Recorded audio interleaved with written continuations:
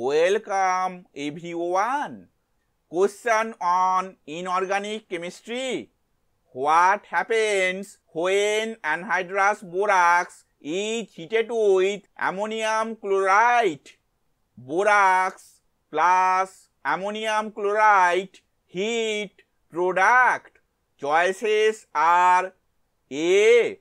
H3BO3, B. NaBO2, C.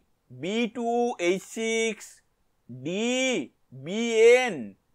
Answer is D. Bn. Boron nitride.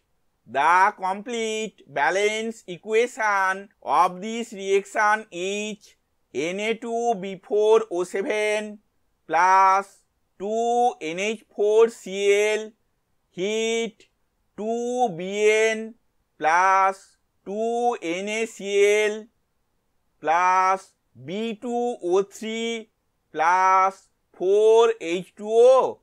Thank you for watching this video.